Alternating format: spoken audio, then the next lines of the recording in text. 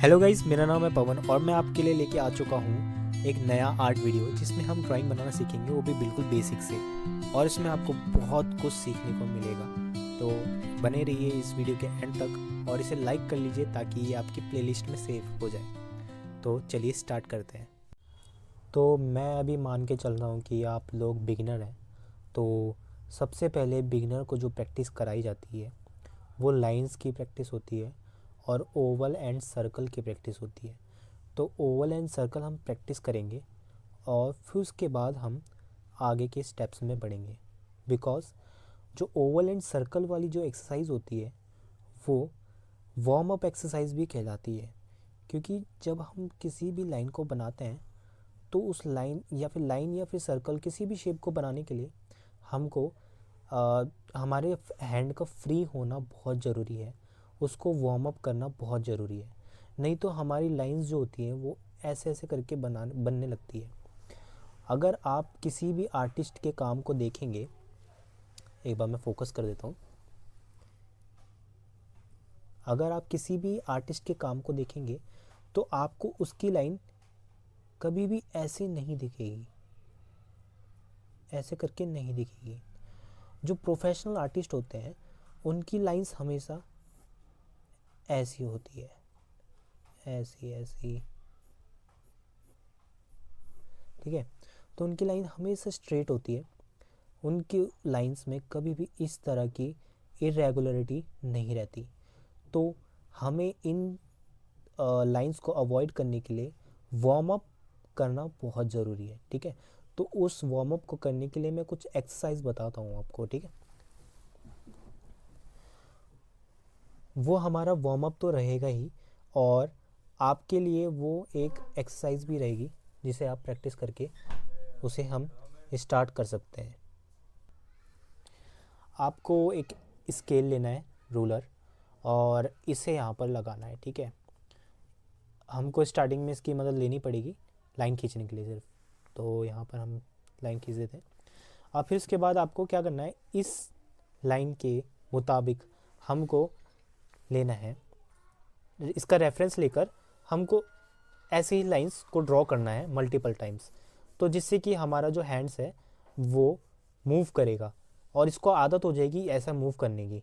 क्योंकि अभी आपको आदत नहीं है ऐसे मूव करने की, तो इस एक्सरसाइज के करने के बाद आपको इसकी आदत हो जाएगी। ठीक है, तो हम इसको स्टार्ट करते हैं।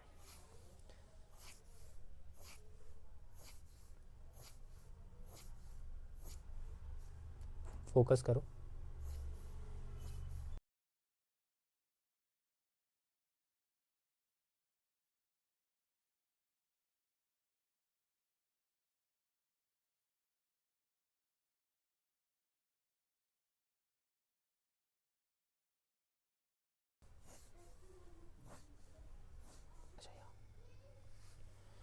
तो अब हमारी नेक्स्ट प्रैक्टिस रहेगी जिसमें हम सर्कल को सर्कल को बनाकर ओवल एंड सर्कल की प्रैक्टिस करेंगे।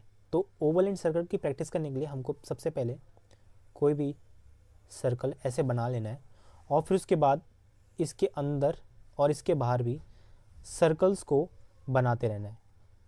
पहले हम एक एंटी क्लॉकवाइज और फिर उसके बाद क्लॉकवाइज डायरेक्शन में हमको अपने हैंड्स को चलाना है ताकि हमारा हैंड्स इस तरह भी घूमे, इस तरह भी घूमे। अभी तो हमने लाइंस की प्रैक्टिस करी थी स्ट्रेट में, और अब हमको सर्कुलर मोशन में भी अपने हैंड्स को घुमाना है ताकि हमारे हैंड्स को आदत हो जाए। तो यहाँ पर देखिए हम कैसे करते हैं।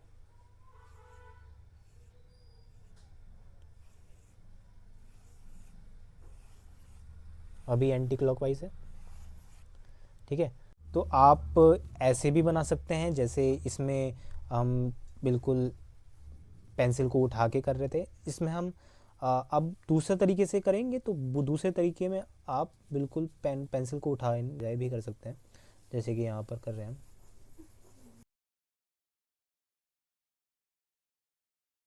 ऐसे बना सकते हैं। अभी हमने बनाया है एंटी क्लॉकवाइज और फिर उसके बाद हम क्लॉकवाइज डायरेक्शन में करते हैं। क्लॉकवाइज डायरेक्शन में ऐसा होगा, पेंसिल को थोड़ा सा दूर से ही पकड़ें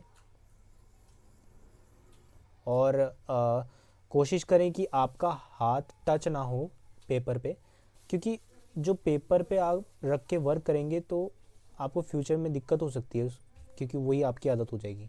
और हम फ्यूचर में अगर हम देखें तो जो आर्टिस्ट होते हैं, बड़े बड़े आर्टिस्ट होते हैं, वो पेपर पे हाथ रख के वर्क नहीं करते हैं, वो ऊपर उठा के ही वर्क करते हैं। तो हमको ऊपर हाथ को उठाकर ही पेंसिल को चलाना है, तो ऐसे करके हम पेंसिल को चलाएंगे। ठीक है, यह भी क्लॉकवाइज डायरेक्शन में।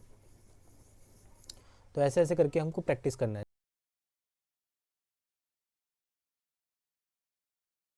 इससे क्या होगा, हमारी जो लाइन है वो बहुत स्ट्रांग हो जाएगी और कर्व्स भी बहुत अच्छे हो जाएंगे।